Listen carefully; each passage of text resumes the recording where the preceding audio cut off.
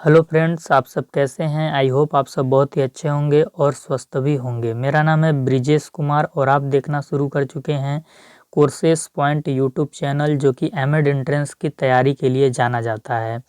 इस YouTube channel के द्वारा कई अभ्यर्थी प्रत्येक के वर्ष अपना प्रवेश एमएड कोर्स के अंदर देश के प्रतिष्ठित विश्वविद्यालयों में सुनिश्चित करा पाते हैं, जैसे कि बीएचयू आपका हो गया, आपका डीयू हो गया, दिल्ली यूनिवर्सिटी। तो इनमें अपना प्रवेश सुनिश्चित करा पाते हैं इस चैनल पर तैयारी करके। जैसा कि आप सब जानते होंगे कि CUET PG एमएड का जो ऑफिशियल सिलेबस है उसमें टोटल कितने यूनिट पढ़ने हैं आपको? टोटल 10 यूनिट पढ़ने हैं, जो CUET PG एमएड का ऑफिशियल सिलेबस है उसके अकॉर्डिंग। तो उसमें जो आपका यूनिट नंबर 4 है उसकी लगातार क्लासेस हम लोग अटेंड कर रहे हैं। यूनिट नंबर 4 में आपका क्या है? इंटेलिजेंस आपको पढ़ना है और पर्सनालिटी पढ़ना है। तो हम लोग इंटेलिजेंस को पढ़ रहे थे। इंटेलिजेंस के ऊपर हमने 3 क्लासेस कर ली है। पहले क्लासेस में हमने आपको क्या पढ़ाया था कि इंटेलिजेंस क्या होता है, इसके बारे में हमने आपको बताया था। दूसरे क्लास में हमने आपको क्या पढ़ाया था कि क्या होता है मेजरमेंट ऑफ इंटेलिजेंस। तीसरे क्लास में मैंने आपको क्या पढ़ाया था? बैचलर के इंटेलिजेंस टेस्ट के बारे में हमने आपको पढ़ाया। तो ये 3 क्लासेस हमने यूट्यूब पर अपलोड कर दी है और इन 3 क्लासों में हमने इंटेलिजेंस और इंटेलिजेंस टेस्ट के संदर्भ में काफ़ी कुछ जानकारी अर्जित की है। आज की ये जो पर्टिकुलर क्लास है, इस पर्टिकुलर क्लास में हम पढ़ेंगे कॉन्सेप्ट ऑफ IQ, बुद्धि लब्धि की अवधारणा।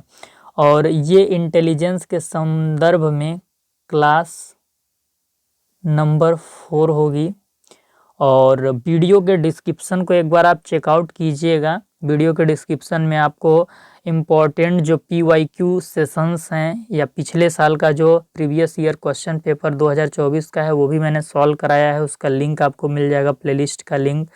और जितनी भी थ्योरी के सेशंस हैं उसके प्लेलिस्ट का लिंक भी मिल जाएगा, प्रैक्टिस सेशन के प्लेलिस्ट का लिंक मिल जाएगा।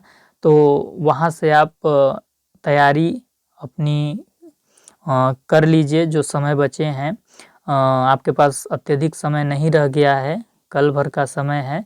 तो जितनी अच्छी तैयारी हो सकती है उतनी अच्छी तैयारी आप कर लीजिए। आपको इस चीज़ को लेके कोसना नहीं है कि समय कम बचे हैं, अब नहीं हो पाएगा, अब क्या ही पढ़ें, ऐसी मानसिकता अपने मन में नहीं रखनी है। क्योंकि मैं तो उस टाइप के छात्रों को ज़्यादा पसंद करता हूँ जो संघर्ष को कोसने के बजाय संघर्ष करने में रुचि रखते हैं। तो हालात कैसे भी हों, हमें अपने कर्तव्य को पूरा करना चाहिए। जो हम बेहतर कर सकते हैं, जो बेहतर हम अपना दे सकते हैं, वो करने का प्रयास करना चाहिए। तो जो भी समय बचे हैं उसमें ईमानदारी से आप पढ़िए। और सबसे महत्वपूर्ण चीज़ की जो PYQ है ईयर 2024 का, जो कि मैंने आपको कराया है, ठीक 5 क्लास में अगर मैं करेक्ट हूँ तो मैंने आपको PYQ कराया हुआ है। वीडियो के डिस्क्रिप्शन में प्लेलिस्ट का लिंक होगा। तो आप कम से कम 2024 का प्रीवियस ईयर क्वेश्चन पेपर अच्छे से सॉल्व करके ही एग्ज़ाम में बैठिए। अगर आप ये चीज़ कर लेते हैं तो मैं आपको यकीन दिलाता हूँ कि आपका जितने भी नंबर आएंगे अच्छे ही आएंगे, ठीक ना। 300 में से जितने भी मार्क्स आप लाएंगे वो बेहतर मार्क्स होंगे, जिससे कि आपको अच्छी यूनिवर्सिटी मिल जाएगी। तो हालातों को नहीं कोसना है। इसी के लिए आपके लिए एक मोटिवेशनल शायरी है कि बुरे हालात हुए तो क्या हुआ। क्या शायरी है? बुरे हालात हुए तो क्या हुआ, बुरे हालात हुए तो क्या हुआ, हम भी अपनी जिद पर अड़े हैं, हम भी अपनी जिद पर अड़े हैं। आगे क्या है, आगे है सपने बड़े हुए तो क्या हुआ, सपने बड़े हुए तो क्या हुआ, सपनों के पीछे हाथ धोकर पड़े हैं, सपनों के पीछे हाथ धोकर पड़े हैं। देखिए क्या चीज़ है कि बुरे हालात हुए तो क्या हुआ, हम भी अपनी जिद पर अड़े हैं, यानी हम जिद्दी स्वभाव के हैं। सपने बड़े हुए तो क्या हुआ, भाई एमएड करना चाहते हैं, बनारस हिंदू यूनिवर्सिटी से करना चाहते हैं, दिल्ली यूनिवर्सिटी से करने का ख्वाब देखते हैं, तो क्या हुआ, सपने बड़े हैं तो सपनों के पीछे हाथ धोकर भी तो हम पड़े हैं, तो सपने पूरे कैसे नहीं होंगे। और अगर आपको लगता है कि सपने सिर्फ आपके हैं, कभी कभी आपको मन करता होगा कि चलिए हार मान जाते हैं, सपने मेरे ही तो हैं, क्या होगा, ज़्यादा से ज़्यादा जो चीज़ अचीव करना चाहते हैं नहीं होगा। तो आपको ये चीज़ नहीं भूलनी है कि सपने सिर्फ आपके नहीं हैं जो आप हार मान जाएंगे। अगर आपके सपनों को उड़ान मिलती है, आपके सपने पूरे होते हैं, तो जो आपके माँ बाप के चेहरे पे चमक है ना, वो दुगनी चमक देखने को मिलेगी।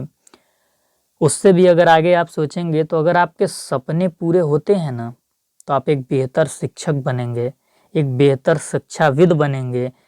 अगर बेहतर शिक्षक बनते हैं तो आप अच्छे से पढ़ाएंगे, और जो बच्चे हाशिए पे पड़े होते हैं वो बच्चे भविष्य में कुछ कर सकेंगे, तो आप उनके जीवन में भगवान बन के आएंगे। और अगर आप बेहतर शिक्षाविद बन जाते हैं एमएड के बाद पीएचडी वगैरह करके, तो आप देश के लिए शिक्षा की नीतियाँ बनाएंगे, बड़े बड़े विभागों में आपकी नियुक्ति होगी, और आप अपने देश को योगदान दे पाएंगे, इस राष्ट्र को योगदान दे पाएंगे।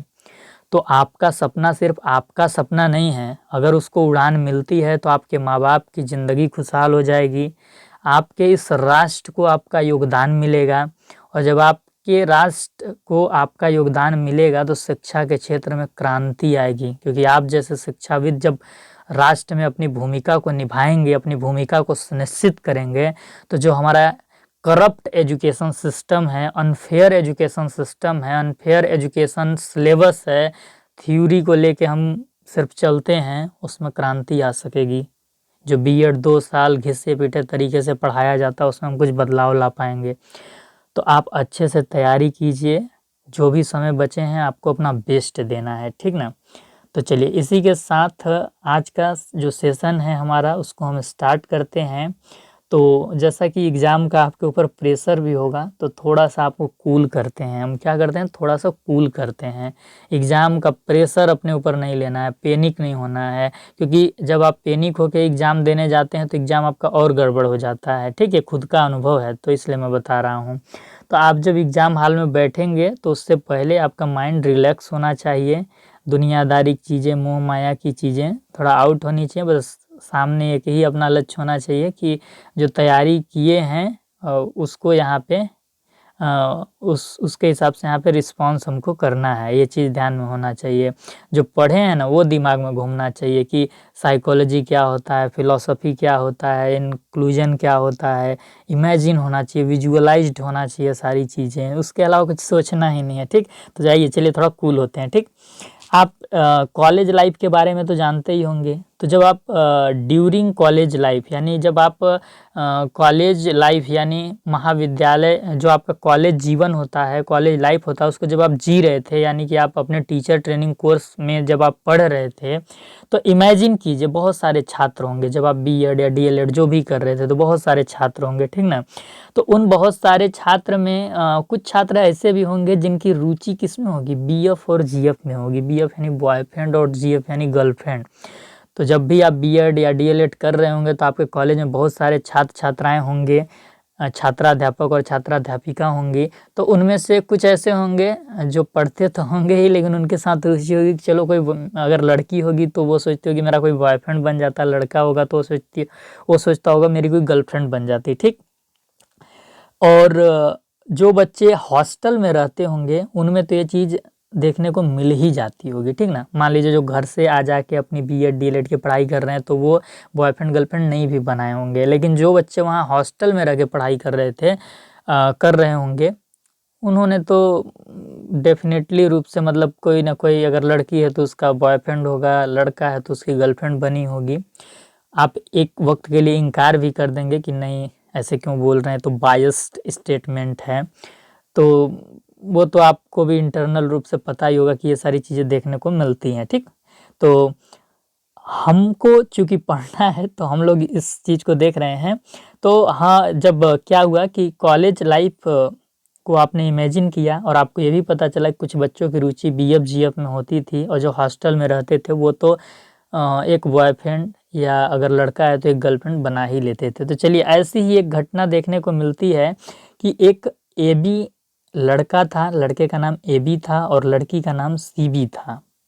ये दोनों बॉयफ्रेंड गर्लफ्रेंड थे।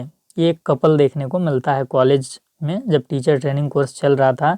तो एक एबी लड़का था, एक सीबी लड़की थी जो कि आपस में रिलेशनशिप में थे। मस्त कट रही थी इन लोगों की, पढ़ते भी थे, बातें भी करते थे, घूमते फिरते थे, कॉलेज के फंक्शंस को अटेंड करते थे, मस्त कट रही थी।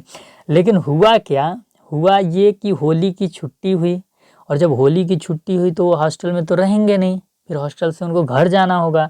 तो दोनों अपने अपने घर पर चले गए। एबी भी अपने घर चला गया, सीबी भी अपने घर चली गई। अब चूंकि घर पे जब वो चले गए तो घर पे आपको पता है ना कि कड़ी निगरानी होती है। अब पढ़ने वाला लड़का है तो उसके माता पिता भी निगरानी लड़के पे भी रखते हैं और लड़की को तो कुछ छूट होता ही नहीं है, क्योंकि लड़की पे भारतीय समाज की विशेषता है कि बहुत ज़्यादा पाबंदियाँ, बहुत ज़्यादा नज़र और रेस्ट्रिक्शंस लगाए रखते हैं। तो होली की छुट्टी हुई, दोनों अपने अपने घर चले गए। घर पे गए तो मम्मी पापा की कड़ी निगरानी में रहने लगे और जब कड़ी निगरानी में दोनों रहने लगे तो 4 दिन हो गया, न एक कॉल न एक मैसेज हुआ। अब ऐसा थोड़ी है कि कोई लड़का है तो उस पर निगरानी नहीं होगा, लड़कों पे भी बहुत निगरानी होती है। तो 4 दिन हो गया, दोनों ने न कॉल पे बात की, न कुछ मैसेज किया, न एक कॉल न एक मैसेज। तो भैया क्या हुआ इसके बाद कि जो सीबी थी यानी जो लड़की थी वो थोड़ा बेचैन हो जाती है कि 4 दिन हो गया है, बात नहीं हो पा रही है। तो क्या कॉल करती है, ठीक है, मोबाइल अपना लेती है और कॉल करती है और कॉल करके क्या बोलती है, कॉल उधर से रिसीव हो जाता है, एबी के घर से कॉल रिसीव होता है और सीबी बोलती है एबी तुमने कॉल क्यों नहीं किया, तुम्हें पता है मेरा दिल सिर्फ और सिर्फ तुम्हें सोच रहा।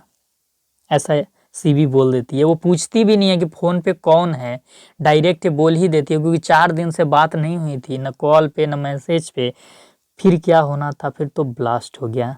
जब सीबी ने बिना पूछे ऐसा बोला तो ब्लास्ट हो गया, क्योंकि कॉल पे एबी नहीं था, कॉल पे उसके पिताजी थे। क्योंकि एबी जब भी घर पे जाता था तो मोबाइल चलाता ही नहीं था, मोबाइल कहीं पे क्या करता था, रख देता था कि उसके पिताजी समझे कि ये ज़्यादा मोबाइल यूज़ नहीं करता है, पढ़ाई करता है या सीरियस है पढ़ाई को लेके, ठीक। तो एबी के पिताजी ने क्या सुन लिया, एबी तुमने कॉल क्यों नहीं किया, तुम्हें पता है मेरा दिल सिर्फ और सिर्फ तुम्हें सोच रहा था। एबी की क्या हुई होगी आप समझ सकते हैं। तो एबी को बहुत डांट पड़ी होगी कि क्या करते हो, कैसे लड़की तुम्हारे बारे में ऐसा बोल रही है। तो एबी क्या करता है, कुछ देर में सीबी को कॉल करता है। ये कॉल इसलिए करता है क्योंकि वो गुस्सा है कि भाई तुमने बिना पूछे मेरे बारे में क्यों बोल दिया, वो भी मेरे पिताजी से। तो एबी बोलता है सीबी से, क्या बोलता है, एक बार पूछ तो लेती कि कॉल किसने रिसीव किया है, तुम में बिल्कुल आईक्यू लेवल नहीं है क्या? ध्यान दीजिएगा दोस्तों, लास्ट में क्या बोलता है, तुम में बिल्कुल आईक्यू लेवल नहीं है क्या? ऐसा क्यों बोलता है? क्योंकि सीबी ने पूछा ही नहीं कि कॉल पे कौन है, और अपनी दिल की बात कह दी। दिल की बात पिताजी ने सुन ली और फिर एबी के दिल को क्या कर दिया, सीज कर दिया। तो सीबी ने पूछा क्यों, क्या हुआ, ऐसे क्यों बोल रहे हो कि मुझ में आईक्यू लेवल नहीं है? तो एबी बोलता है तुमने मेरी बैंड बजा दी। तो पता है ना कि अगर किसी व्यक्ति में जब आईक्यू लेवल न हो तो वो अपनी तो बैंड बजाता ही है, सामने वाले की भी बैंड बजा देता है। तो मिला जुला के हमने इस कहानी को क्यों पढ़ा है, क्योंकि आईक्यू लेवल का जिक्र करना था। तो हम आज क्या पढ़ने वाले हैं, आईक्यू लेवल को पढ़ने वाले हैं। तो इस कहानी के माध्यम से मैं आपको आईक्यू लेवल पे क्यों लाया, इसलिए लाया ताकि आप आईक्यू जो टर्म है वो आप कभी भूलेंगे नहीं, ठीक ना, आपके जहन में बस जाएगा। और ऐसा नहीं है कि सिर्फ मैं आपके साथ मस्ती और मजाक के माध्यम से आपको पढ़ाने का प्रयास करता हूँ, मैं आपको मोटिवेट भी करता हूँ समय पे, आपको हंसी भी लगवाता हूँ। क्योंकि जब तक आप अभिप्रेरित नहीं होंगे, जब तक आप रिलैक्स नहीं होंगे, आपका पढ़ने में मन नहीं लगेगा, ठीक ना। तो आप उदास होके, निराश होके किसी भी चीज़ की लर्निंग नहीं कर सकते, कम लर्निंग होगा आपको। तो हमने आपको मोटिवेट भी किया, आपको आई होप हंसी भी आई होगी। तो चूंकि आईक्यू टर्म का जिक्र हो चुका है, तो अब हम देखेंगे कि आईक्यू होता क्या है। तो आईक्यू का जो पूरा फुल फॉर्म होता है वो होता है इंटेलिजेंस क्वोशेंट, इंटेलिजेंस क्वोशेंट, जिसका हिंदी में अर्थ होता है बुद्धि लब्धि, ठीक। बुद्धि लब्धि दरअसल है क्या, तो बुद्धि लब्धि निकालने के फार्मूला से हम बुद्धि लब्धि के डेफिनेशंस को भी समझ सकते हैं, यानी बुद्धि लब्धि के परिभाषा को समझ सकते हैं। तो आईक्यू दरअसल क्या है, mental as upon chronological age into 100 का एक स्थिति है, ठीक। ये चीज है आईक्यू। जहां पे आपको ध्यान रखना है कि जो कॉन्सेप्ट ऑफ आईक्यू या आईक्यू टर्म को जिन्होंने दिया है, ये आईक्यू टर्म जिन्होंने दिया है उनका नाम विलियम स्टर्न है। और कब दिया था उन्होंने, 1912 यानी 1912 में दिया है। तो यहीं से एक एक नंबर का मतलब एक एक प्रश्न यहाँ से निकल सकते हैं, ठीक ना। तो यहाँ से अब एकदम सीरियस हो जाइए, ध्यान से जो चीज़ें मैं बता रहा हूँ कॉपी पेन लेके नोट डाउन कीजिएगा, ठीक। आपके एग्जाम में सीयूईटी पीजी एमएड का जो आपका एग्जाम होगा उसमें यहाँ से देख लीजिएगा 1 या 2 प्रश्न निश्चित है, ठीक। तो बिल्कुल ध्यान से पढ़िए। जो ये आईक्यू टर्म है या कॉन्सेप्ट ऑफ आईक्यू कह लीजिए, सबसे पहले 1912 में विलियम स्टर्न ने दिया। कॉन्सेप्ट ऑफ मेंटल एज, जिसके वजह से आईक्यू का फॉर्मूला कंप्लीट हो पाता है, तो ये जो मेंटल एज का कॉन्सेप्ट है ये किसने दिया, समथिंग 1908 के लगभग में अल्फ्रेड बीने ने दिया था। किसने दिया था, अल्फ्रेड बीने ने दिया था। इसके बाद जो आईक्यू का ये फार्मूला आप देख रहे हैं, mental as upon chronological age into 100, तो इसको कंप्लीट करने का श्रेय किस पे जाता है, 1916 में स्टर्न महोदय को, टर्मन महोदय को जाता है। जो लुइस टर्मन थे उन्होंने 1916 के तकरीबन में आईक्यू के फार्मूला को क्या किया, कंप्लीट किया। और मेंटल एज का कॉन्सेप्ट किसने दिया, अल्फ्रेड बीने ने। आईक्यू का कॉन्सेप्ट किसने दिया, स्टर्न ने। तो इन तीनों की भूमिका थी आईक्यू को विकसित करने में, ठीक ना, आईक्यू टर्म को अस्तित्व में लाने में। चलिए इसके बाद हम देखते हैं कॉन्सेप्ट ऑफ आईक्यू, आईक्यू की विकास यात्रा क्या है, आईक्यू कैसे आया, ठीक ना। तो एकदम अंडरलाइन करते चलिएगा और एक एक लाइन, एक एक शब्द आप भी अपने नोटबुक में लिख लीजिएगा या अपने दिमाग में छाप लीजिएगा, ठीक ना, क्योंकि ये एक एक लाइन आपके परीक्षा में इससे प्रश्न आ सकते हैं। बुद्धि परीक्षणों के जनक बीने द्वारा, तो सबसे पहला एक प्रश्न क्या निकलता है, बुद्धि परीक्षणों के जनक किसे कहा जाता है, तो बीने महोदय को, अल्फ्रेड बीने को बोला जाता है। तो बुद्धि परीक्षणों के जनक बीने द्वारा बुद्धि परीक्षण की शुरुआत की गई।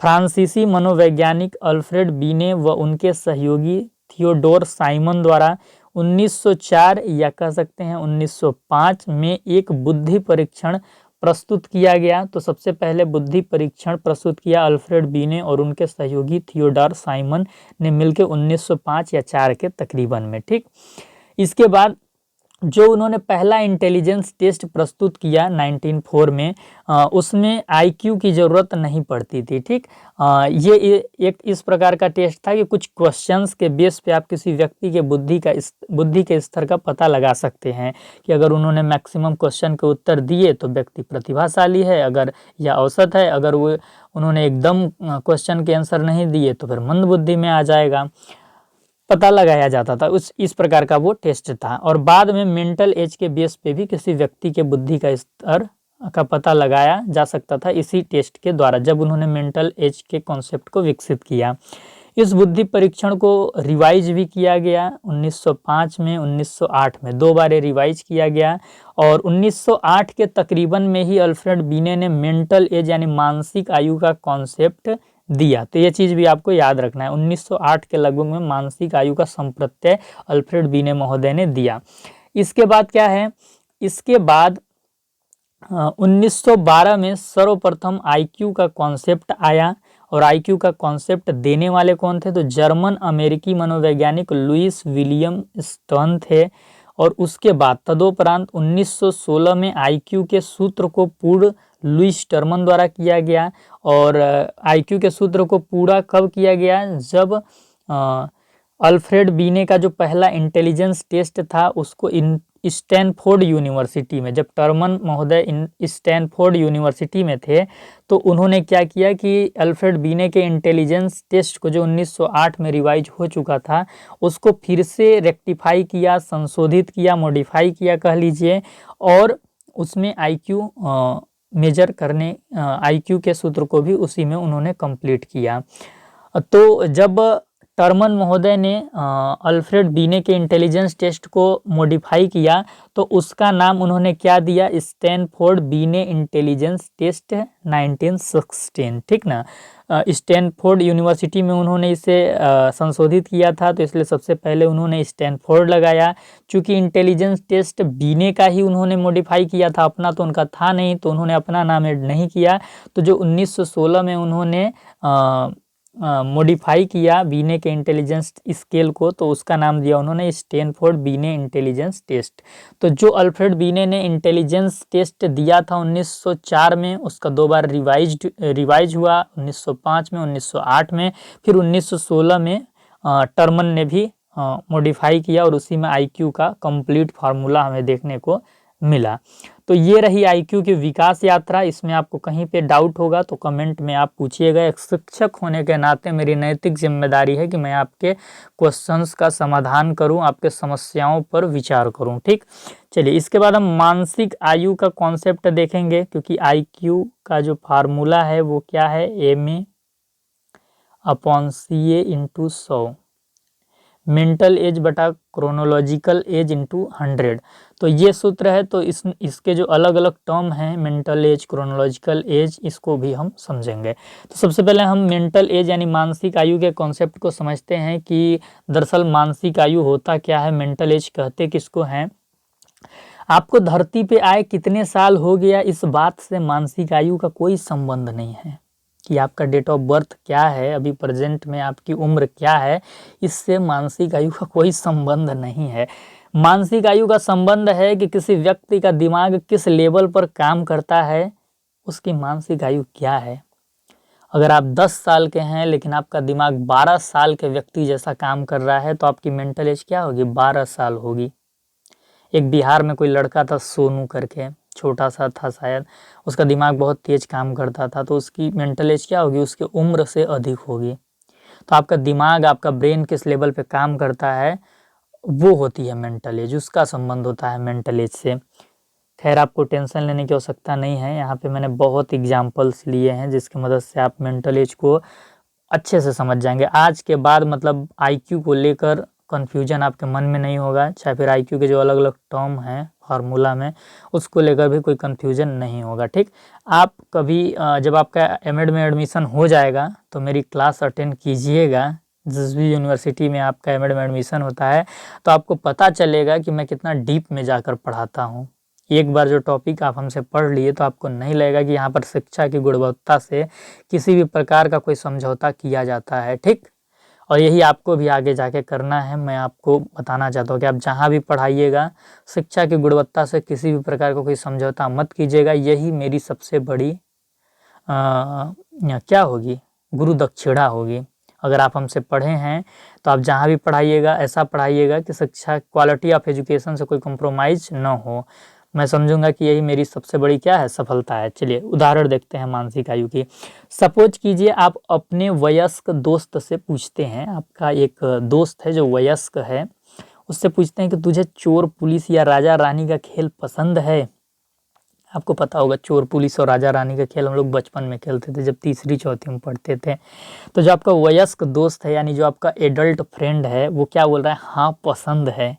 तो आप उसको रिप्लाई क्या देते हैं, हाँ तेरी मेंटल एज उतनी ही है इसीलिए तुझे तो पसंद ही होगी। मतलब तेरी जो मानसिक आयु है वो 3-4 साल के बच्चे जैसे ही तो है, इसीलिए तो तुझे चोर सिपाही और राजा रानी का खेल अभी भी पसंद है। तो आप ऐसे समझ सकते हैं, ठीक ना, कि इंसान का जो दिमाग है वो किस स्तर पर काम कर रहा है उससे संबंध है मेंटल एज का। एक एग्जांपल और आप हम देख सकते हैं, आप एक मूवी होगा कोई मिल गया जिसका क्रिस आया, उसके बाद क्रिस 3 आया। तो कोई मिल गया जो फिल्म है उसमें एक ऋतिक रोशन हीरो है, आप देखे होंगे। उसमें उसका जो रोल रहता है कि उसका एज तो बहुत ज़्यादा रहता है लेकिन उसका जो दिमाग रहता है वो बच्चों जैसा दिमाग रहता है। वो बच्चों के साथ खेलता है, बच्चों के साथ पढ़ता है, क्लास प्रमोट नहीं होता है। तो यही बात है कि इंसान की उम्र कितनी भी बड़ी हो जाए लेकिन अगर उसका दिमाग छोटे बच्चों जैसा है या अपने उम्र से ज़्यादा है तो क्या होगा, उसकी मानसिक आयु उतनी होगी। अगर कोई बच्चा 10 साल का है और उसका दिमाग 15 साल के बच्चे जैसा काम करता है तो उसकी मेंटल एज 15 साल होगी। लेकिन अगर कोई बच्चा 10 साल का है उसका दिमाग 8 साल के बच्चे जैसा काम करता है तो उसकी मानसिक आयु 8 साल होगी। चलिए इसके बाद एक चीज़ हम और देखते हैं, मतलब एकदम बढ़िया से हमने लिख ही दिया है बिल्कुल कि आपको एकदम अगर आप नोट्स वोट्स बनाएं तो आपको कोई दिक्कत ना हो। आप मान लीजिए 18 साल की हैं, एक बच्ची का उदाहरण लेते हैं, कभी बच्चा कभी बच्ची, जेंडर इक्वालिटी को लेके चलते हैं। आप मान लीजिए 18 साल की हैं और आपका दिमाग 10 साल की बच्ची की तरह काम करता है। मेंटल एबिलिटी आपके अंदर उतनी ही है, 10 साल बच्ची वाली ही। आप सवाल भी 10 साल की बच्ची जो सॉल्व कर पाती है उसी लेवल के आप सवाल भी सॉल्व करती हैं, या समझ भी आपकी उतनी है 10 साल वाली, तो आपकी मेंटल एज क्या होगी, तो आप बोलेंगे सर मेरी मेंटल एज 10 साल की होगी, ठीक। तो इस प्रकार से समझेंगे। चलिए एक एग्जांपल और लेते हैं, अब बच्चे का ले लेते हैं क्योंकि जेंडर इक्वलिटी को भी ध्यान में रखना है।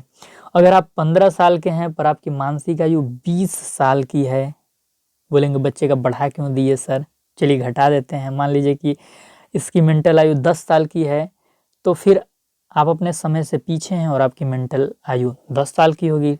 लेकिन अगर आपकी मानसिक आयु 20 साल की है तो फिर आप अपने समय से क्या हैं, आगे हैं। तो ये एक मेंटल एज का उदाहरण है। आई होप आप समझ गए होंगे। आज की क्लास को थोड़ा मौज मस्ती में ही लेना है क्योंकि एग्ज़ाम नज़दीक है।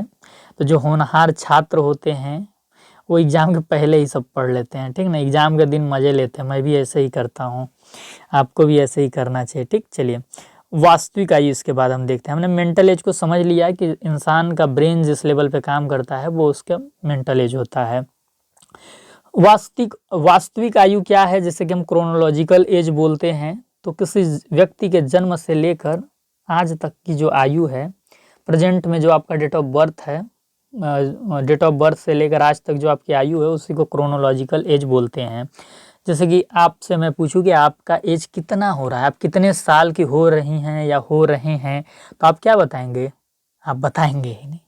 लड़कियां तो एज पूछ लो तो गुस्सा आ जाती हैं और लड़के भी कभी कभी नहीं बताते हैं।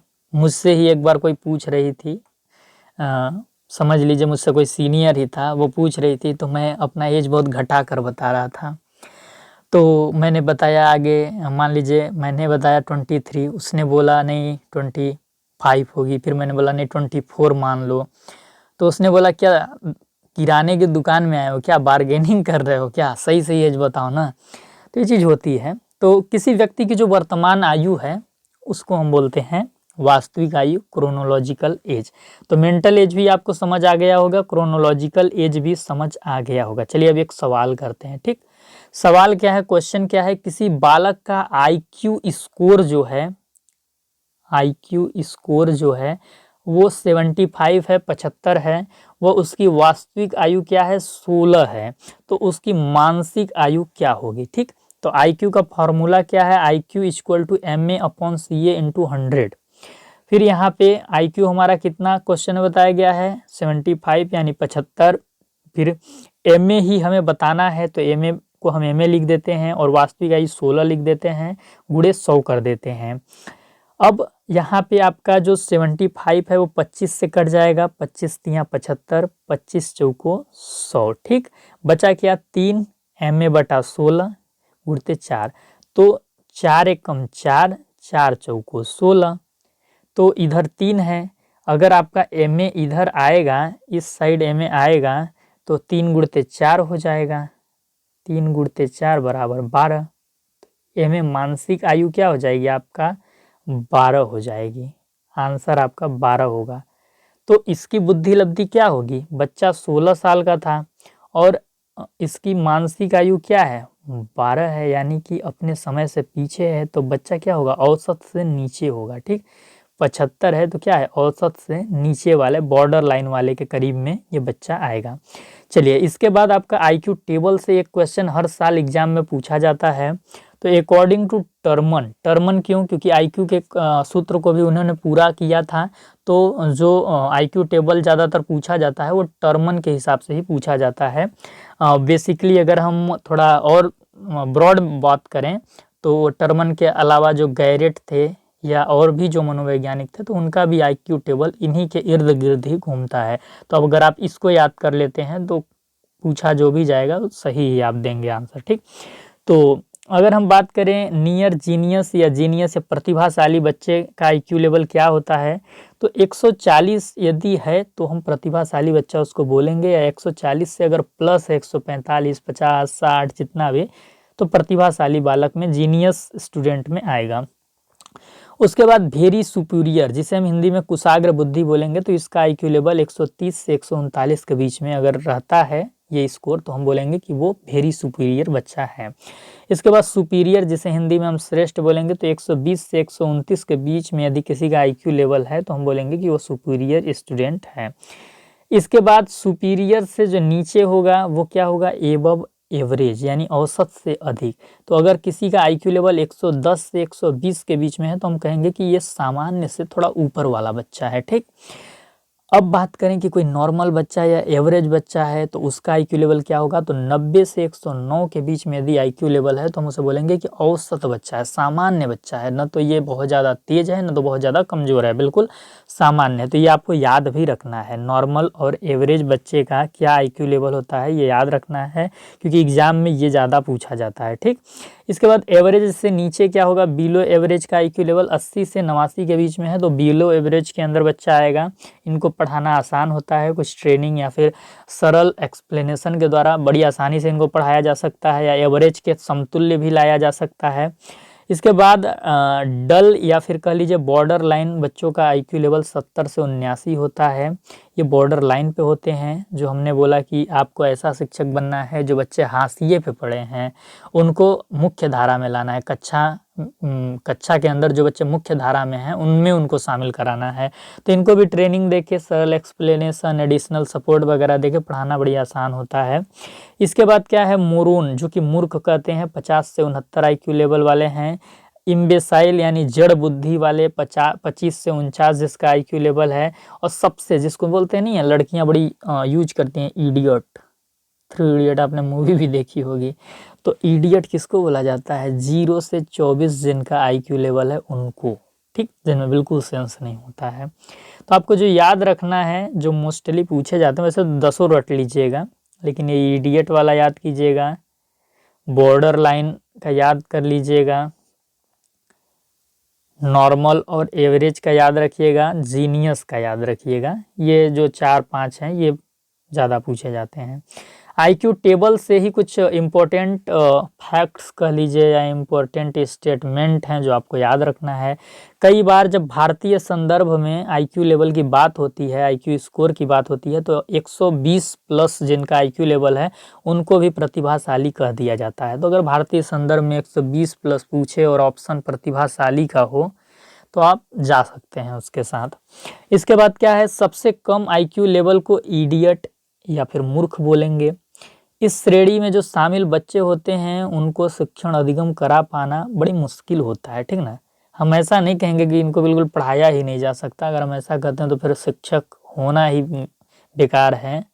ऐसा मनोविज्ञान की किताब में आपको मिल सकता है कि ये जो 0 से 24 आईक्यू लेवल के बच्चे होते हैं इनको पढ़ा पाना असंभव है। लेकिन एक शिक्षक होने के नाते मैं ये नहीं बोल सकता।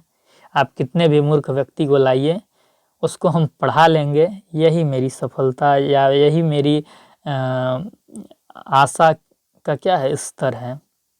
भाई भले ही क्यों ना छोटी आशा हो, लेकिन वो निराशा से तो बेहतर है ना, निराशा पे तो भारी है ना। तो एक शिक्षक होने के नाते मेरा स्टेटमेंट इसमें थोड़ा बायस्ड है, ठीक, व्यक्तिगत है। चलिए इसके बाद बॉर्डर लाइन जो बच्चे होते हैं जिनका आईक्यू लेवल 70 से 79 या 80 है, उनको प्रशिक्षण देकर आसानी से पढ़ाया जा सकता है। विश्व में ज़्यादातर व्यक्तियों का जो आईक्यू लेवल होता है वो एवरेज होता है, 90 से 109 होता है, ठीक। इस टाइप के जो पॉपुलेशन मिलती है वो 68% व्यक्ति होते हैं जो एवरेज में आते हैं। अगर किसी बालक या व्यक्ति का मानसिक आयु और वास्तविक आयु दोनों समान है, कोई 8 साल का बच्चा है और उसकी मेंटल एज भी क्या है 8 ही साल है, तो जो उसका आईक्यू लेवल होगा वो क्या होगा, एवरेज होगा। एवरेज कैसे होगा, देखिए आईक्यू लेवल का फार्मूला क्या है, MA/CA × 100। बच्चे की मेंटल एज क्या है 8, क्रोनोलॉजिकल एज क्या है 8 × 100, कट जाएगा 1, 100 बचेगा। 100 क्या है, औसत बुद्धि लब्धि है, औसत बालक है। तो अगर कोई बच्चा है या कोई व्यक्ति है जिसकी मानसिक आयु वास्तविक आयु दोनों क्या है इक्वल है, समान है, तो उस व्यक्ति या बालक का जो आईक्यू लेवल होगा वो एवरेज होगा, ठीक। तो ये आपको ध्यान रखना है, ठीक। चलिए इसके बाद हम देखेंगे कि अगर किसी व्यक्ति की मेंटल एज क्या है कम है, किससे कम है, क्रोनोलॉजिकल एज से, तो जो उसका आईक्यू लेवल होगा वो क्या होगा 100 से नीचे होगा, ठीक। 100 से आपका नीचे होगा या कह लीजिए 100 से कम होगा। लेकिन वहीं पे किसी का जो मेंटल एज है वो अधिक होगा क्रोनोलॉजिकल एज से, तो आपका जो आईक्यू लेवल होगा वो क्या होगा 100 से अधिक होगा। अगर मेंटल एज क्या है अधिक है और क्रोनोलॉजिकल एज कम है तो आईक्यू लेवल 100 से अधिक होगा। मेंटल एज क्या है कम है, क्रोनोलॉजिकल एक सेकेंड, मेंटल एज कम है, क्रोनोलॉजिकल एज ज़्यादा है, तो जो आईक्यू लेवल होगा वो 100 से क्या होगा कम होगा। तो ये रेशियो भी आप याद रखेंगे। इसके बाद एक हम कर्व देखते हैं जो कि आईक्यू से संबंधित है, इसको हम बोलते हैं यहाँ पे हमने टर्म दिया है बुद्धि लब्धि का सामान्य संभाव्यता वक्र, की क्या संभावना दिखती है कि किस टाइप के बुद्धि लब्धि वाले व्यक्ति ज़्यादातर देखने को मिलते हैं। नॉर्मल डिस्ट्रीब्यूशन ऑफ आईक्यू भी इसको आप बोल सकते हैं, या नॉर्मल प्रोबेबिलिटी कर्व भी बोल सकते हैं, या बेल कर्व भी बोल सकते हैं, ठीक ना, क्योंकि बेल जैसा इसका आकार है। तो हम बेसिकली देख क्या रहे हैं कि बहुत सारे सैंपल्स लिए गए, बहुत लोगों का आईक्यू चेक किया गया जो पॉपुलेशन है हमारी, तो फिर हमें रिजल्ट आउटपुट क्या देखने को मिला, आउटपुट हमें देखने को मिला कि जो एवरेज व्यक्ति हैं, एवरेज यहाँ 85 और 150, तो 85 से जो 115 के बीच वाले जो व्यक्ति हैं इनकी जो पॉपुलेशन है वो क्या है 68% है, ठीक। तो जो एवरेज हैं एक तरीके से कह लीजिए वो 68% आबादी वाले एवरेज बुद्धि लब्धि के हैं, एवरेज उनका आईक्यू लेवल है, ठीक। वहीं जो बॉर्डर लाइन पे हैं वो 2% लोग हैं और जो एकदम मूर्ख हैं वो 0.1% लोग हैं, ठीक, ये चीज़ आपको ध्यान रखना है। वहीं जो सुपीरियर हैं वो 2% हैं और जो प्रतिभाशाली लोग हैं वो 0.1% हैं। तो आपको समझना क्या है कि जो औसत बुद्धि लब्धि वाले लोग हैं वो मैक्सिमम हैं और जो मंद या फिर मूर्ख बुद्धि लब्धि के लोग हैं वो कम हैं, चाहे फिर जो सुपीरियर या जीनियस बुद्धि लब्धि वाले लोग हैं वो भी कम हैं। तो इस कर्व से आप याद रख सकते हैं, इसको आप सिग्मा से भी दर्शा सकते हैं। जिधर प्लस में है वो सिग्मा 1, सिग्मा 2, सिग्मा 3 जाएगा और जिधर कम हो रहा है सिग्मा -1, सिग्मा -2, सिग्मा -3। तो इस प्रकार का आप कर्व बना सकते हैं, अपने दिमाग में एक याद रख सकते हैं। फ़ायदा ये होगा कि आपको पता रहेगा कि किस तरह के आईक्यू लेवल वाले व्यक्तियों की संख्या कितनी देखने को मिलती है। ठीक, तो ये चीज़ होगा। आप डिस्ट्रीब्यूशन की समझ रख पाएंगे आईक्यू को लेकर।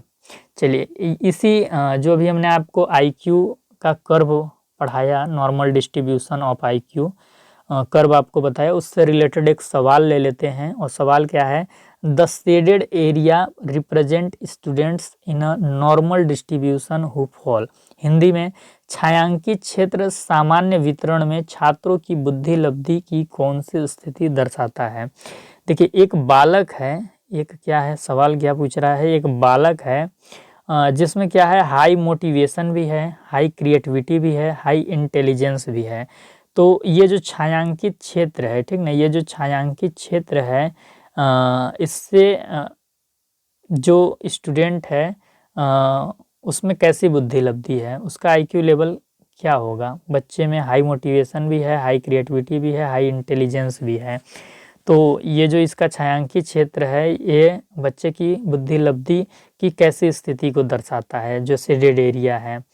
तो जिस बच्चे में हाई मोटिवेशन भी होगा, हाई क्रिएटिविटी भी होगा, हाई इंटेलिजेंस भी होगा, वो बच्चा कैसा होगा, आगे ऑप्शन देखते हैं, ठीक, फिर बताते हैं। ऑप्शन क्या है, बिटवीन सिग्मा से 2 sigma, after sigma, between 2 sigma two 3 sigma, after 3 sigma. तो हमने क्या अभी पढ़ा था कर्व में कि जो सिग्मा 3 है वे 140 प्लस वाले को हमने सिग्मा 3 बताया था। तो जिसके अंदर हाई मोटिवेशन होगा, हाई क्रिएटिविटी होगा, हाई इंटेलिजेंस होगा, मोटिवेशन, क्रिएटिविटी, इंटेलिजेंस, वो कैसा बच्चा होगा, वो आफ्टर 3 सिग्मा में आएगा, वो गिफ्टेड चाइल्ड होगा, ठीक ना। तो आपको गिफ्टेड चाइल्ड के साथ जाना है। तो इस प्रकार के क्वेश्चन के लिए ये जो आपको हमने normal probability curve of IQ बताया ये आपको याद रखना है, ठीक, इससे भी क्वेश्चन आ सकते हैं। इसी के साथ साथ एक चीज़ आपको इसमें और याद रखनी है कि एक रेंजुअली व्यक्ति थे जिन्होंने एक मॉडल दिया था आईक्यू को लेके या इंटेलिजेंस को लेके, जिनमें अपने मॉडल में उन्होंने 3 सर्कल की बात की थी। 3 सर्कल क्या थे, ACC की बात की थी उन्होंने, ठीक ना, कि एक ऐसा बच्चा है जिसमें हाई एबिलिटी भी होगी, हाई क्रिएटिविटी भी होगी, हाई कमिटमेंट भी होगा। वो बच्चा कैसा होगा, गिफ्टेड प्रकृति का होगा, प्रतिभाशाली टाइप का वो बच्चा होगा, जिसके अंदर हाई एबिलिटी होगी, प्रतिभाशाली, हाई क्रिएटिविटी होगी, रचनात्मकता भी होगी, प्रतिबद्धता भी होगी, यानी जो एक बार वो कमिट कर लेता होगा, बड़ी जिद्दी स्वभाव का होगा, उसको पूरा करके होगा, तो वो प्रतिभाशाली व्यक्ति होगा। तो इनके मॉडल को भी याद रखना है, यहाँ से भी क्वेश्चन आ सकता है। इसके बाद बहुत ही इंपॉर्टेंट स्टेटमेंट है कि सामाजिक आर्थिक स्तर यानी socio economic level IQ score को प्रभावित करता है, ठीक ना। तो आईक्यू स्कोर को प्रभावित करने वाले कारक होते हैं। यदि किसी बच्चे का कोई बच्चा जन्म लेता है और जन्म के बाद उसकी जो फैसिलिटी है या उसका जो होम इन्वायरमेंट है या उसको जो सुख सुविधा मिलना चाहिए था, जो अपॉर्चुनिटी मिलनी चाहिए थी, अगर वो नहीं मिलता है तो उसका आईक्यू लेवल क्या हो सकता है, डाउन हो सकता है। और जन्म लेने के बाद अगर उसको वो सारी फैसिलिटीज़ मिलती हैं तो उसका आईक्यू लेवल थोड़ा बहुत इंक्रीज भी हो सकता है। तो हम कहेंगे कि जो सामाजिक आर्थिक स्तर हैं, जो सोशियो इकोनॉमिक लेवल है, वो आईक्यू स्कोर को प्रभावित करते हैं। ये पता चलता है जो रिसेंट स्टडीज हुई हैं, जो रिसर्च पेपर पब्लिश्ड हुए हैं, उनसे ये चीज़ सामने आती है। तो ये चीज़ आपको ध्यान में रखना है, ठीक। उसके बाद क्या है, आईक्यू स्कोर के आधार पर विभिन्न समूहों में छात्रों का वर्गीकरण कर शिक्षण अधिगम कराना छात्रों के आत्मसम्मान और अकादमिक प्रदर्शन दोनों पर नकारात्मक प्रभाव डालता है। साथ ही शिक्षा में समावेशन यानी इंक्लूजन के सिद्धांत के क्रियान्वयन में प्रतिरोध का कार्य करता है। एक क्लासरूम है जिसमें मान लीजिए कई बच्चे हैं और आप उसमें सारे बच्चों में से अलग अलग समूह बना देते हैं कि ये प्रतिभाशाली बच्चों का ग्रुप है, ये एवरेज बच्चों का ग्रुप है, ये मोरोन बच्चों का ग्रुप है, ये इडियट बच्चों का ग्रुप है और सबको अलग अलग पढ़ाते हैं। तो ऐसा करना क्या होगा, बच्चों के आत्मसम्मान पे भी बुरा प्रभाव डालेगा, उनके अंदर हीनता की भावना आएगी कि हम हीन हैं, अयोग्य हैं, और उनका जो एकेडमिक परफॉर्मेंस होगा, जो अकादमिक प्रदर्शन होगा, जितना वो नंबर लाते होंगे, जिस टाइप की वो टीचिंग लर्निंग प्रोसेस में पार्टिसिपेट कर रहे होंगे, वो सारा क्या होगा, डाउन हो जाएगा, ठीक ना, उसमें नकारात्मक प्रभाव पड़ेगा। और जब हम सारे बच्चों को ऐसे अलग अलग समूह बना के पढ़ाएंगे तो जो समावेशन का सिद्धांत है कि हम क्या करेंगे, इंक्लूसिव एजुकेशन को हिंदी में क्या बोलते हैं, समावेशी शिक्षा का जो सिद्धांत है, एक समावेशी कक्षा का हम निर्माण कर रहे हैं, उसका इम्प्लीमेंट भी हम कभी नहीं कर पाएंगे। जब हम बच्चों को बांट देंगे तो फिर समावेशन की जो विचारधारा है, जो समावेशन की जो दृष्टिकोण है समावेशन का, उसका इम्प्लीमेंटेशन भी नहीं हो पाएगा। तो आईक्यू स्कोर के आधार पर न तो हमें कभी छात्रों को बांटना है अलग अलग ग्रुपों में और बांट कर अलग अलग पढ़ाना भी नहीं है, क्योंकि इससे क्या होगा, इंक्लूजन के प्रिंसिपल को तो हम क्या कर रहे हैं, नष्ट कर ही रहे हैं या रोक रहे हैं। साथ ही साथ जो इंडिविजुअल बच्चा है उसके सेल्फ रिस्पेक्ट को भी हम धक्का दे रहे हैं और उसके एकेडमिक परफॉर्मेंस को भी हम कहीं ना कहीं क्या कर रहे हैं, कमतर कर रहे हैं। इसके बाद एक टर्म है, या कह लीजिए अगला हेडिंग आप डाल सकते हैं, consistency of IQ score. IQ score की स्थिरता के संबंध में हम पढ़ेंगे। जैसा कि हमने आपको ऊपर बताया कि आईक्यू जो स्कोर होता है किसी बच्चे का, वो सोशियो इकोनॉमिक स्टेटस से बदल जाता है। अगर उसका सोशियो इकोनॉमिक स्टेटस अच्छा है तो आईक्यू लेवल बढ़ सकता है, अगर सोशियो इकोनॉमिक स्टेटस बुरा है तो आईक्यू लेवल क्या होता है, घट भी सकता है। तो उसके संबंध में हम ने पहले थोड़ा देख लिया है, लेकिन यहाँ पे थोड़ा और डिटेल में हम इस टर्म को देखेंगे, कंसिस्टेंसी ऑफ आईक्यू स्कोर की। आईक्यू लेवल या आईक्यू स्कोर जो इंडिविजुअल का होता है वो बदल सकता है या नहीं बदल सकता है समय के अनुरूप। तो यहाँ पे क्या चीज़ पहले पढ़ने को मिल रही है कि इंडिविजुअल के आईक्यू लेवल में उछाल जैसा परिवर्तन नहीं होता है, कि कोई बच्चा कल तक क्या था, बहुत ही ज़्यादा मूर्ख था और फिर अगली सुबह वो बहुत ज़्यादा प्रतिभाशाली हो गया, सारा चीज़ बताने लगा। तो ऐसा तो फिल्मों में होता है, कोई मिल गया, मैं ऋतिक रोशन का क्या हुआ था, पहले बहुत ही बच्चों जैसा दिमाग था, फिर ऊपर से जादू आया और जादू उसके दिमाग को पूरा सही कर दिया, फिर तो वो कंप्यूटर की बड़ी बड़ी परिभाषा देने लगा, किस तरह इस फाइल को उसमें ऐसे ट्रांसफ़र कर सकते हैं। तो ऐसा नहीं होता है, ठीक। जो आईक्यू लेवल होता है वो परिवर्तन जरूर होता है। रिसेंट स्टडीज और जो रिसर्च पेपर पब्लिश हुए उससे पता चलता है कि बदलता है, लेकिन रेंज में, मतलब एक बहुत कम पॉइंट में, ठीक ना, बहुत ज़्यादा पॉइंट में नहीं, उछालात्मक परिवर्तन देखने को नहीं मिलता है। फेयरली कंस्टेंट होता है ये, मतलब हम ये नहीं बोल सकते कि आईक्यू लेवल पूरा एकदम स्थिर ही होता है, कभी नहीं बदलता है, बदलता है लेकिन थोड़ा बहुत बदलता है, तो हम बोल सकते हैं फेयरली कंस्टेंट होता है, और अर्थात लगभग आसपास में बदलता है। जैसे अगर किसी का आईक्यू लेवल 25 था तो वो बदलते बदलते क्या होगा, 35 हो सकता है, ये चीज़। रिसेंट स्टडीज और रिसर्च पेपर ने बताया कि एक इंडिविजुअल का 10.0 के रेंज में सामान्य कारक के प्रभाव में आईक्यू स्कोर बदल सकता है, कि कोई सामान्य कारक उससे प्रभावित कर रही है यदि बच्चे को, तो उसका जो आईक्यू लेवल है वो बढ़ भी सकता है, घट भी सकता है, लेकिन 10.0 तक ही। अगर उसका आईक्यू लेवल 90 है तो 100 हो सकता है, 100 है तो 90 हो सकता है, लेकिन एक कब होगा, सामान्य कारक अगर उसको कोई प्रभाव डाल रही है तो, ठीक ना। अब ऐसा नहीं है कि अगर उसका एक्सीडेंट हो जाए, उसको चोट लग जाए, उसके ब्रेन पे चोट लग जाए, तो भैया उसका आईक्यू लेवल 100 से 20 पे भी आ सकता है, ठीक ना। तो सामान्य कारक यदि प्रभावित कर रहे हैं तो 10.0 के रेंज में आईक्यू लेवल बदल सकता है।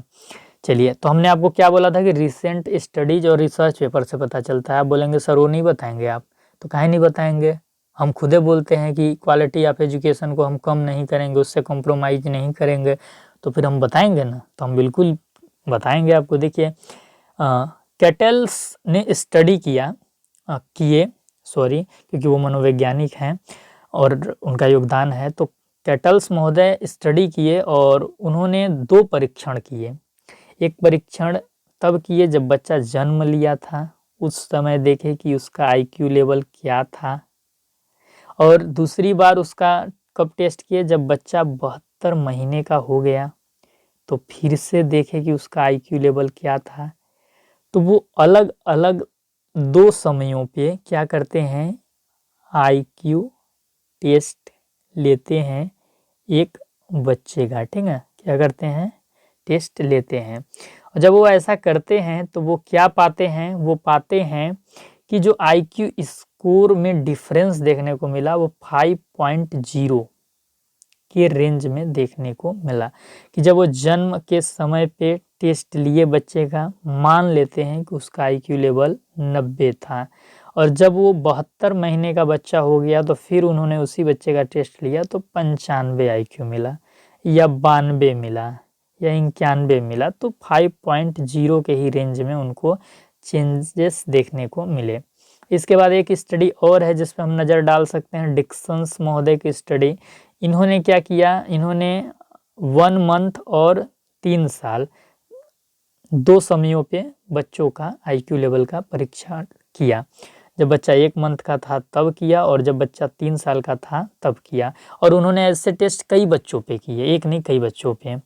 जो बीने का इंटेलिजेंस टेस्ट था जिसको टर्मन कर दिए थे मॉडिफाई, तो उसी को वो कई बार किए। जब बच्चा 1 साल का था तब किए, और वही बच्चा जब 3 साल का हो गया तब किए। ये अलग अलग बच्चों पे उन्होंने किया।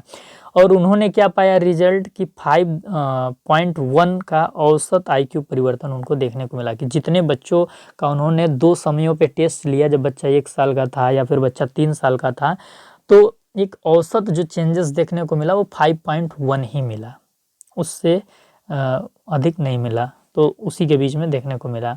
और जो उन्होंने 2 टेस्ट लिए 1 मंथ और 3 इयर्स में, तो दोनों टेस्ट में उन्होंने जो कोफिशिएंट पाया, सहसंबंध गुणांक पाया, वो 0.90 का पाया। दोनों टेस्ट के रिजल्ट में 0.90 का सहसंबंध देखने को उनको मिला। ठीक है, चलिए, अगर आप सांख्यिकी पढ़े होंगे तो ये सब टर्म जो हैं, सहसंबंध गुणांक, औसत, ये सब आपको निकालना आता होगा। चलिए, इंडिविजुअल के फिजिकल एंड मेंटल हेल्थ अगर अब नॉर्मल हो यानी अस्वस्थ हो, ऐसी स्थिति है कि उसका जो फिजिकल कंडीशन है इंडिविजुअल की, या फिर जो उसकी मेंटल कंडीशंस है वो ज़्यादा ठीक नहीं है, अस्वस्थ है, तो उसके आईक्यू लेवल में क्या हो सकता है, उछालात्मक परिवर्तन देखने को मिल सकता है। कि बंदा पहले बहुत अच्छा था लेकिन बाद में क्या हुआ, ऊंची ऊंची हरकतें करने लगा। एक एग्जाम्पल लेते हैं, किसी के भावनाओं को ठेस नहीं पहुंचा रहे हैं, तो हंसी मजाक के वे में, एक हमारे मुख्यमंत्री हैं बिहार के, नीतीश कुमार जी।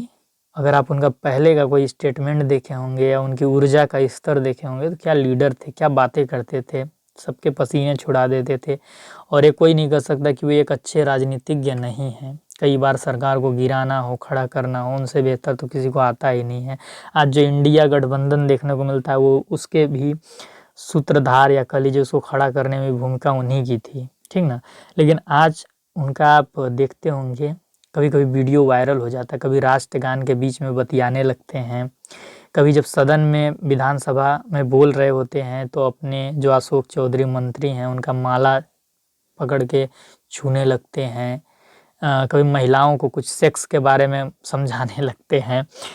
तो उससे लगता है कि उनका आईक्यू लेवल में क्या है, चेंजेस देखने को मिल रहा है। जो व्यक्ति एकदम देश को बढ़ाने के लिए गांधी के सोच की बात करता था, जो ऐसी हरकतें कर रहा है, तो लगता है कि उनके मेंटल हेल्थ में कुछ दिक्कतें हैं, उनका मानसिक स्वास्थ्य पे में कुछ कमी आई है। तो यही होता है कि जब फिजिकल या फिर मेंटल हेल्थ में कुछ कमी आती है तो आईक्यू लेवल में उछालात्मक यानी एकदम एकाएक परिवर्तन अजीब सा देखने को मिलता है, ठीक ना। कि गांधी से गोडसे बन जाइए, या फिर मतलब विद्वान से मूर्ख बन जाइए, इस टाइप की चीज़ें देखने को मिलती है। एक एग्जाम्पल अगर आप देखेंगे कि वाहन दुर्घटना से एक वाहन दुर्घटना होती है और व्यक्ति के मस्तिष्क पे, ब्रेन पे, तंत्रिका तंत्र पे चोट लग जाती है, तो चूंकि मस्तिष्क पे ही चोट लगी है तो आईक्यू लेवल तो कमज़ोर हो ही जाएगा, उस लेवल का तो आईक्यू लेवल रहेगा नहीं। अब हमने ये जाना कि आईक्यू लेवल क्या होता है, बदलता है।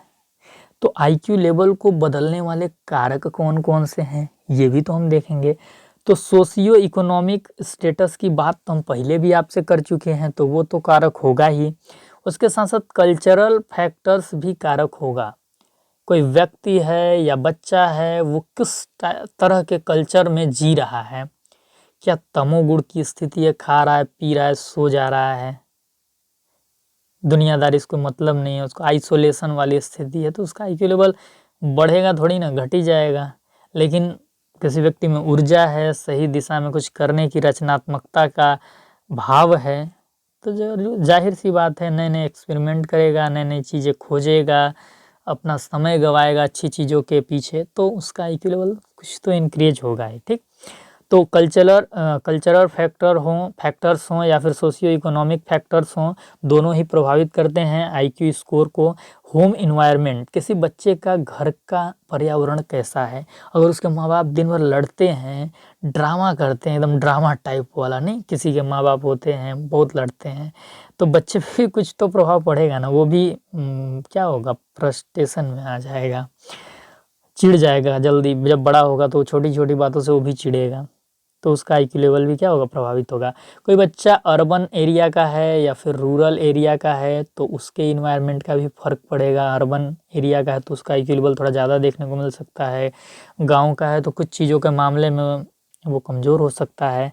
एजुकेशन, पढ़ा लिखा व्यक्ति का आईक्यू लेवल हमेशा थोड़ा ना थोड़ा बढ़िया होता है, ठीक ना, क्योंकि वो बहुत सारे एक्सपेरिमेंट किया होता है, बहुत सारे थ्योरीज का स्टडीज किया होता है और काफ़ी अनुभव उसको होता है। ठीक, और बाकी जो असाक्षर होते हैं चाहे निरक्षर होते हैं, बहुत कम होते हैं जिसका आईक्यू लेवल ठीक ठाक होता है, नहीं तो ज़्यादातर मैक्सिमम का क्या होता है, आईक्यू लेवल लो होता है, वो बॉर्डर लाइन पे होते हैं।